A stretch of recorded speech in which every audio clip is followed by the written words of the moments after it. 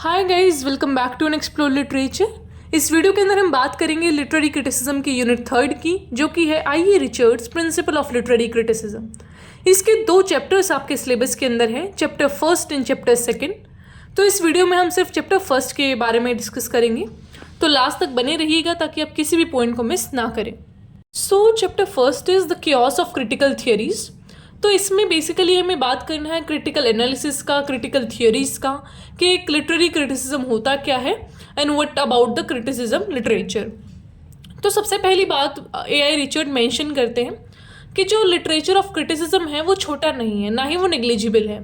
जो क्रिटिसिज्म की थियरीज आती हैं, आप एक वर्क को देख के कैसा महसूस करते हैं, आपको कैसा एक ओपिनियन फॉर्म होता है, अलग अलग राइटर्स का एक दूसरे के वर्क को देख के कैसा ओपिनियन फॉर्म होता है, उन चीज़ों को हम नेग्लेक्ट नहीं कर सकते। And this play a very important role in literature. Then is कि हम किसी चीज़ को अच्छे से समझ कैसे सकते हैं। लेटेस्ट है कि मैंने एक आर्ट देखी, मैं उसको देख के सबसे बेस्ट तरीके से उसको कैसे एनालाइज कर सकती हूँ, ये क्वेश्चन आता है। क्योंकि अगर मैं उसको ऐसे देख के रैंडम तरीके से, मुझे कोई नॉलेज नहीं है उसका, और मैं देख के बोल दूँ कि यार क्या ही अजीब सी आर्ट बना रखी है, दिस इज़ नॉट आर्ट, तो ये चीज़ मैं नहीं बोल सकती जब तक कि मेरे पास वो प्रॉपर स्किल्स ना हो, मैं सारे पॉइंटर्स को ध्यान में रख के उसका एनालिसिस ना करूँ।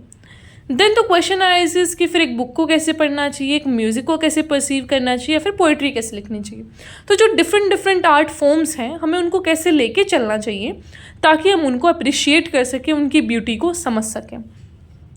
देन द क्वेश्चन अराइजेस कि फंक्शन क्या होता है क्रिटिसिज्म का, क्या ज़रूरत है एक दूसरे के बारे में बुरा भला कहने की या फिर अच्छी बातें कहने की, कि ये आर्ट अच्छा है, मतलब राइटर ने वो बुक लिख दिया तो आपको क्या ज़रूरत है, उसको क्या ही फ़र्क पड़ता है कोई इसको अच्छा कहे बुरा कहे। तो फ़र्क पड़ता है, because uh art is to be appreciated. अगर वो अच्छा है, अगर नहीं अच्छा है तो आप उसको क्रिटिसाइज़ भी कर सकते हैं। That is the beauty of literature. तो क्रिटिसिज्म बेसिकली आपको एक डेफिनेशन प्रोवाइड करेगा और डिफरेंट ओपिनियंस प्रोवाइड करेगा उसी वर्क के बारे में कि भाई अलग अलग आदमी इसके बारे में क्या सोचता है।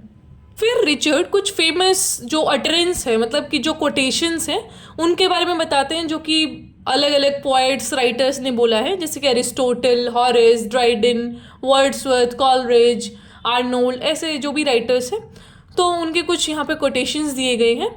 Like all men naturally receive pleasure from imitation, poetry is chiefly conversant about general truth. Beautiful words are the very and peculiar light of the mind. Let the work be what you like. तो these are not important for you, लेकिन जब आप answer writing लिखेंगे तो एक दो को mention कर दीजिएगा कि इस तरीके से जो राइटर्स हैं उनका ऐसा फेमस कोटेशंस रहता है and what they say about each others work, या फिर वो जनरली एक आर्ट को कैसे देखते हैं। यहाँ पे फिर कुछ और कोटेशंस मेंशन किए गए हैं, like delight is the chief if not the only end, instructions can be admitted but in the second place, the pleasures of fancy are more conducive to health than those of the understanding, the spontaneous overflow of powerful feeling, the best words in the best order, the whole soul of man in activity, unity in verity, the synthetic and magical power of imagination, the eye on the object, the disimprisonment of the soul of fact, the identification of content and form, a criticism of life, empathy favorable to our existence, significant form, the expression of impression, etc. तो ये सारी चीज़ें हैं जो कि अलग अलग writer ने या फिर पोइट ने बोली हैं। फिर रिचर्ड बताते हैं कि जो लोग एक पर्टिकुलर वर्क के बारे में अच्छे से एनालिसिस, फैक्ट्स हैं जो वो कलेक्ट करते हैं, वो एक अच्छा रिसर्च प्रेजेंट करते हैं for the details of psychology. मतलब कि अगर आप किसी भी आर्ट फॉर्म में या फिर किसी भी चीज़ का एक बहुत ही फैक्चुअल डेटा या फिर एनालिसिस कलेक्ट करेंगे तो आप साइकोलॉजी में अच्छी डिटेल्स प्रेजेंट कर पाएंगे, ताकि हम ह्यूमन माइंड को समझ सकें, हमारे नेचर को समझ सकें। लेट अस से कि भाई मेरे को एक फॉर्म ऑफ डांस पसंद आता है, तो मुझे वो डांस क्यों पसंद आ रहा है, मेरे अंदर क्या ट्रेट्स हैं, या फिर मेरा क्या सराउंडिंग रहा है, या फिर मैं उससे कैसे रिलेट कर पाती हूँ, तो वो चीज़ हमें सारा साइकोलॉजी पढ़ने में फिर हेल्प करता है। फिर सेकंड क्वेश्चन यहाँ पे रेज किया गया है, जो कि एक बहुत ही सेंट्रल क्वेश्चन भी है, कि what is the value of art, और हमारा इतना टाइम डिवोट करने का क्या फ़ायदा है आर्ट के ऊपर, क्यों हम इतना दिमाग ख़राब करते हैं कि भाई आर्ट है, आर्ट को ऐसे देखना चाहिए, उसका क्रिटिसिज्म, हम इन सारी चीज़ों पर इतना टाइम क्यों लगा रहे हैं, why we should not focus on something else. तो ये चीज़ ना बहुत अनटच्ड रह जाती है जब भी क्रिटिक्स का हम ओपिनियन देखते हैं। क्रिटिक्स कुछ बात बताते बताते एक सेंट्रल पॉइंट ही लूज कर देते हैं कि भाई आर्ट का क्या महत्व है हमारे लाइफ में। So the importance of art and उसका जो क्रिटिसिज्म है वो पूरे एक एसेंस हम गुम कर देते हैं, which should not be there. मतलब कि अगर हमें एक डांस फॉर्म अच्छा लग रहा है या फिर एक म्यूज़िक फॉर्म अच्छा लग रहा है, उसका इम्पॉर्टेंस क्या है हमारी लाइफ्स में, या फिर हमें उस पर इतना टाइम क्यों फोकस करना चाहिए, what is the value of that art, वो हमारा सेंट्रल क्वेश्चन होना चाहिए। ये नहीं कि ये अच्छा है ये बुरा है, because nothing is bad for everyone. किसी को कोई चीज़ अच्छी लगती है, किसी को नहीं अच्छी लगती है, तो सबका अपना ओपिनियन है। But the question here is कि क्या वो चीज़ इम्पोर्टेंस की है या फिर नहीं है, and what good it is doing to the human kind. फिर रिचर्ड बोलते हैं कि शायद जो मैं क्वेश्चन पुट अप कर रहा हूँ कि भाई आर्ट का क्या इंपॉर्टेंस है, मतलब वैल्यू ऑफ आर्ट क्या है, उसका हमारी लाइफ में क्या इंपॉर्टेंस है, ह्यूमन काइंड से उसका क्या लिंक है, शायद ये ना क्राइटेरिया है ही नहीं क्रिटिसिज्म का।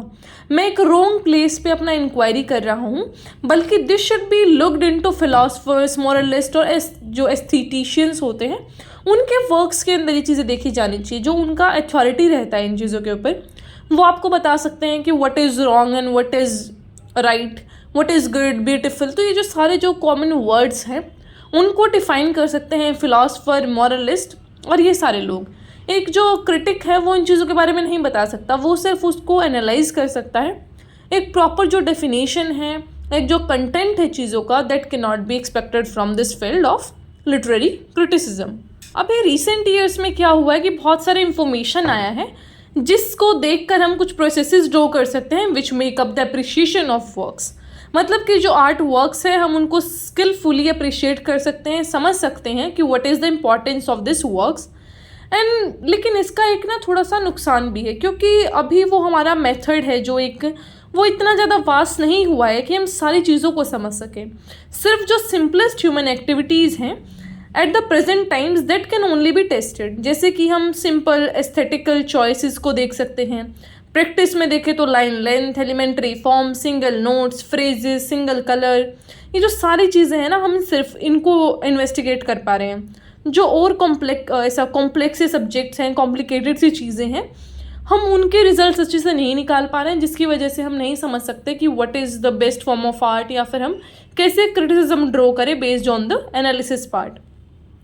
इन शॉर्ट, हम अभी तक इस लेवल पे नहीं पहुँचे हैं कि हम कुछ साइंटिफिक रीजंस प्रोवाइड कर सकें, कुछ एक एनालिसिस प्रोवाइड कर सकें, कुछ ऐसे प्रोसेसेस प्रोवाइड कर सकें जिससे हम बता सकें कि ये जो पर्टिकुलर वर्क है वो अच्छा है, वो बुरा है, इसको कैसे अप्रिशिएट करना चाहिए, किस वर्क को कितना एक नंबर मिलेगा। वो ग्रेडिंग सिस्टम अभी हम प्रोवाइड नहीं कर पाए हैं।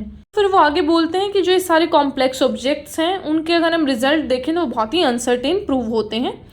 बिकॉज जब भी हम किसी पिक्चर की तरफ देखते हैं या फिर कोई पोएम पढ़ते हैं तो हमारे दिमाग एक साइकोलॉजिकल लेबोरेटरी की तरह है, वो अलग अलग रिस्पॉन्सेज प्रोड्यूस करता है। जैसे कि हमारे पेरेंट्स हैं जो उनको कुछ और टाइप का म्यूज़िक पसंद है, हमें किसी और टाइप का म्यूज़िक पसंद है। इट डजंट मीन कि हम आर्ट को अप्रिशिएट करेंगे विद दिस एज फैक्टर। लेकिन ऐसा भी हो सकता है कि हम सेम एज के लोगों में ही अलग अलग ओपिनियंस हो। मे बी मेरे को गज़ल पसंद है, भाई मेरे को अच्छा लगता है, I want to listen ghazals, लेकिन on the other hand you people like Taylor Swift. तो उसमें ये थोड़ी बोल सकती हूँ मैं कि यार कैसे से लोग हैं, क्या गाने सुनते हैं। तो we all have our different opinions. हमें उस आर्ट को उसी तरीके से देखना चाहिए जैसे हमें अच्छा लगता है। हमें डिफरेंट रिस्पॉन्सेज हमारा जो ब्रेन है वो प्रोड्यूस करता है, and we should appreciate each others choice. तो वही चीज़ यहाँ पे क्रिटिसिज्म में है कि कुछ भी चीज़ गलत या सही नहीं है। अगर किसी ने बोल दिया ये चीज़ बुरी है, लेट अस से मैंने एक पोएम लिखी, किसी राइटर ने आके मेरे को बोला कि ये तो बहुत ही गंदी पोएम लिखी थी, इट डजंट मीन मेरा पीस गंदा हो गया, उस राइटर को वो पोएम अच्छी नहीं लगी, एज सिंपल एज दैट। तो हम उस पूरे वर्क को ऐसा डिक्लेयर नहीं कर सकते कि भाई ये तो शिट है, this is a piece of shit. तो वो चीज़ नहीं बोल सकते हम, that is not worthy for a certain person, लेकिन और लोग उसको अप्रिशिएट कर सकते हैं, क्योंकि अलग अलग आदमी का जो दिमाग है वो उस चीज़ को लेके अलग अलग साइकोलॉजिकल रिस्पॉन्स प्रोड्यूस करेगा। यही चीज़ है कि भाई एक छोटी सी चीज़ को देख के भी हमारा दिमाग है जो अलग अलग स्टिमुलाई प्रोड्यूस करता है। तो जो भी केमिकल रिएक्शंस होते हैं हमारे दिमाग में, वो पूरा न्यूरॉन सिस्टम वाला चीज़, तो अलग अलग रिस्पॉन्स प्रोड्यूस होता है। मे बी मुझे नियॉन कलर होता है जैसे, उसे देख मेरे को बिल्कुल अच्छा नहीं लगता वो कलर, लेकिन ऑन द अदर हैंड कोई और हो सकता है जिसका वो फेवरेट कलर हो, भाई उसको अच्छा लगता है। अब मेरा चॉइस थोड़ी प्रिवेल करेगा, I am not a dictator है कि हाँ मैंने बोल दिया सब आज से लेटेस्ट से वाइट कलर के कपड़े पहनेंगे तो सबने वाइट ही पहनना है, सबका अपना अपना चॉइस है, people have their own choices, they can do what ever they want, लेकिन वही है under certain rules and regulations. So what I was talking is कि एक चीज़ को देखे अलग अलग आदमी अलग अलग जो अपना साइकोलॉजिकल रिस्पॉन्स है वो प्रोड्यूस कर सकता है, चाहे फिर वो किसी कलर को देख के हो, किसी आर्ट फॉर्म को देख के हो, तो वो चीज़ें ऐसा फिक्स नहीं होती कि इस चीज़ को देख के ऐसा ही एक आदमी को लगेगा। ठीक है, तो ये चीज़ें बहुत ज़्यादा इंपॉर्टेंट रहती हैं हमारे क्रिटिसिज्म की थियोरीज में। तो जब एक छोटी सी चीज़ ही इतना कॉम्प्लेक्स रिस्पॉन्स प्रोड्यूस कर दे रही है, तो जब इतना ग्रेट या फिर कॉम्प्लेक्स ऑब्जेक्ट आएगा तो वो तो फिर वैरायटी ऑफ रिस्पॉन्स प्रोड्यूस करेगा, जिससे कि फिर हमारे क्रिटिसिज्म की थ्योरीज निकल के आती हैं जो at a times very diverse हो सकती हैं एक दूसरे से। रिचर्ड इसी पॉइंट को एलिबरेट करते हुए बोलते हैं कि ऐसे ही जैसे एक सिंगल वर्ड है नाइट, तो उसको देखकर सुनकर लोगों के दिमाग में अलग अलग थॉट्स आएंगे या फिर फीलिंग्स आएंगी। मेरे लिए ये जो वर्ड है night, for me it can be कि भाई हाँ बाहर घूमना है, क्लब जाना है, और वहीं दूसरे आदमी के लिए क्या हो सकता है कि रात को शांति है मैं पढ़ूंगा, तीसरे आदमी के लिए क्या हो सकता है कि भाई रात को मुझे डर लगता है आई डोंट वांट, चौथे आदमी के लिए क्या हो सकता है कि that person is feeling depressed at night, क्योंकि उसको रात को बहुत अकेला फील होता है और वो आदमी अकेला रहता है। तो अलग अलग आदमी ने जब ये शब्द सुना रात, तो हमारे दिमाग ने अलग अलग रिस्पॉन्ड करा। एक आदमी के दिमाग ने रिस्पॉन्ड करा कि भैया आज तो क्लब जाना है, उसके लिए रात का मतलब ही पार्टी एंड ऑल है, लेकिन दूसरे आदमी के लिए उसका मतलब ही डिप्रेशन है, तीसरे आदमी के लिए लोनलीनेस है। तो ये जो सारी चीज़ें हैं, वो जो रिस्पॉन्स है वो कैसे आए एक ही वर्ड को सुन के, वही चीज़ें यहाँ पे हम समझने की कोशिश कर रहे हैं। अब ये तो एक सिंपल सा वर्ड था नाइट, लेकिन इसी सेंटेंस को अगर मैं इसी वर्ड को अगर मैं एक सेंटेंस में डाल दूँ तो उससे और ज़्यादा वैरायटी ऑफ रिस्पॉन्स निकल के आएंगे, जो कि कभी फिक्स नहीं हो सकते। ऐसा ही होता है एक पोएम के अंदर, जहाँ पे बहुत सारी लाइंस होती हैं, फ्रेजेस होते हैं, तो एक इंसान उसको पढ़कर कुछ और समझेगा। जैसे कि मैं बोलूँ कि it was a blood red moon, तो एक आदमी के लिए वो एक हॉन्टेड सीन हो सकता है, एक आदमी के लिए वो कुछ और हो सकता है। तो there can be a variety of responses for a certain phrase और अ थिंग। तो इसी तरीके से एक जो पीस ऑफ आर्ट है उसको अलग अलग तरीके से परसीव किया जाता है बाय डिफरेंट क्रिटिक्स।